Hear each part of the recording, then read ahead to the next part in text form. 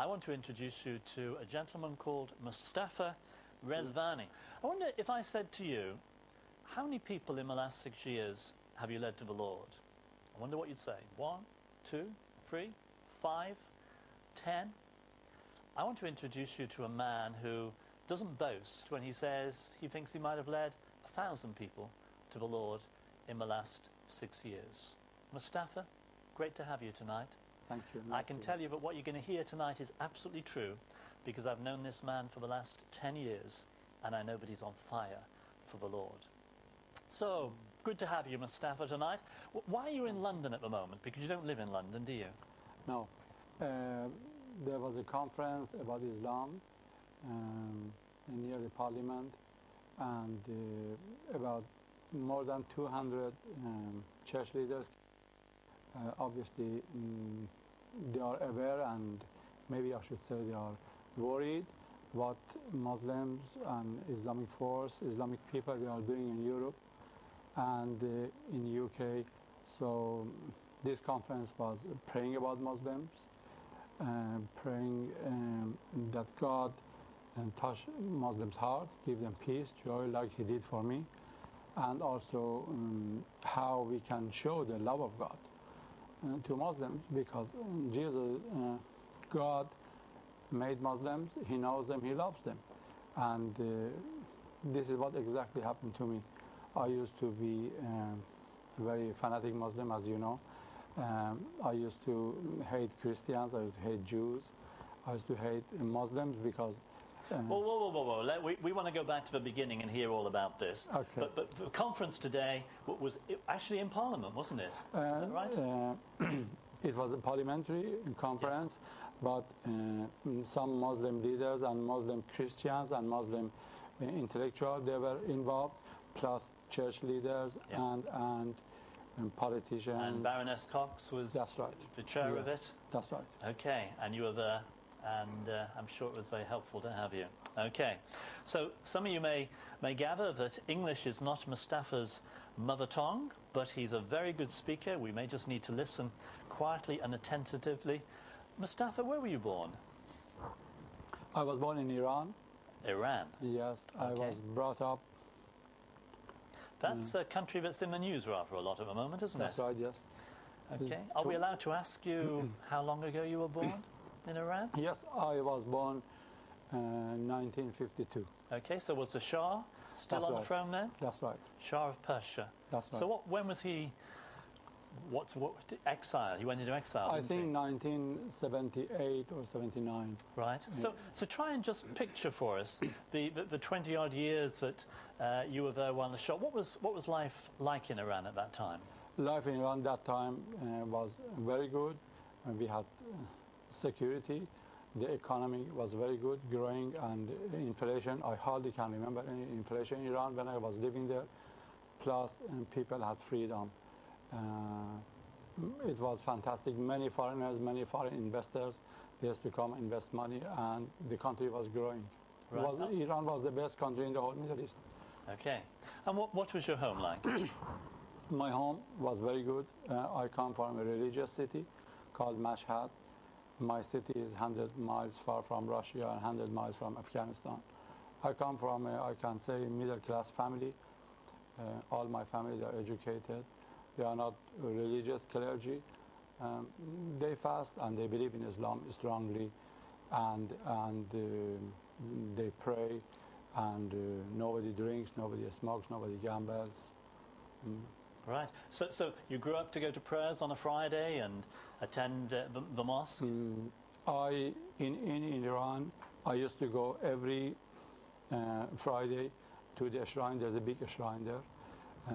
Go there to pray. I used to spend about half a day there, and it was about 4 or 5 miles distance from the shrine to my house, and I used to walk back. Right. And I used to fast, I used to pray, and 3 of my summer holidays as a volunteer, I went to the shrine and helped to cleaning and serving people, and people come for pray. I used to guide them just as my service to God. Right. So I know that you went on and you really became very devout as a Muslim, didn't you? That's Do, right. do you want to just describe what that meant, the depth that you went?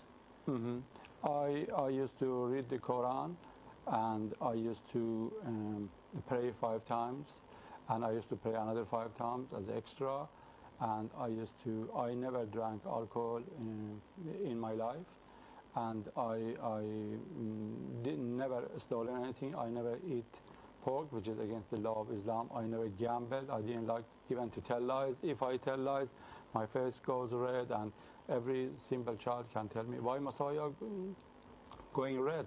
Because are you telling lies? And I never stolen anything. I kept my life clean according to the law of Islam. Okay, and you just touched on it in the interview of what you at the beginning when you spoke there. How did you feel as you looked towards the West, the decadent West? You saw the pictures of the way that our young people act and the effects of drink and smoke. When I came to England, I found it's very strange, because I found sometimes the pubs, which I didn't know what does it mean. It was full of smoke, full of noise, full of people drinking alcohol. And I am quite a nosy person. I used to go inside and ask them, what's happening, why you are drinking? And they used to say, English people in London, is our social life, we like it, we are full of joy and happy. But they asked me, sometimes offered me a drink, and I said, I don't need it. I believe I should be full of joy and happiness without alcohol. And I found Europe and America a bit different from Islam, a bit harsh, a bit opposite each other. But when I looked deep and I studied, I found that these are real democracy. These are closer to God than my religious country, Islamic country, because there is no poor people here. When I used to live in Iran, for example, if you were poor and you were sick and you had no money, you had to die. No doctors, no medicine. Here, if you are unemployed, they give you medicine free, doctors free, hospitals free. Or, for example, if you are out of work and you cannot earn money, you have to suffer, you have to beg. Here is not like that. Social security and good law system, good police system, and praise God. You said just before that you hated Jews, you hated Christians. What did you know about them? I didn't know much about Jews, but every fanatic or strong Muslim, from their heart, from inside, they hate Jews. When I used to see Jewish people on the street, I used to insult them and tell them that long live Palestine, or I used to really insult them. And I used to hate Christians, because when I got married, I took my wife from here to China honeymoon with my own car, and every single country we went, apart from sex and drugs and rock and roll, I didn't see anything else. And I said, when I used to ask for my wife, she was daughter of a minister, Methodist minister in Manchester, and she became Muslim as well, and she said, this is our society, this is a Christian society. So I didn't like it. And also I hated some Muslims, and I wasn't much fond of Muslims, because I found that they are a bunch of cruel and unjust people. I never liked the way Muslims, they treated their wives. I never liked the way that the injustice and unsocial things happens in Islam. For example, when I was in school, we had a very good religious teacher, and he said, go and study and talk to a person which is wiser than you, and he said, go and research. If you found a better religious with good practical reasons than Islam, you convert, you go. The same day in my city, I went to a church. I found very peaceful, very joyful. I found Christians that are smiling. I thought they are silly, because Muslim man that time, they didn't smile. And I didn't understand it very well, because I believe my heart wasn't ready. But later on, I found that if I would change, the Quran says, you became a non-believer, you found partner for God, you worship 3 gods, and I found that the Islam says kill. Okay, I want to come back onto a few things you've said. Let me just divert for a moment, nothing to do with what you're talking about. You drove from Iran all the way to China, you said, on your honeymoon.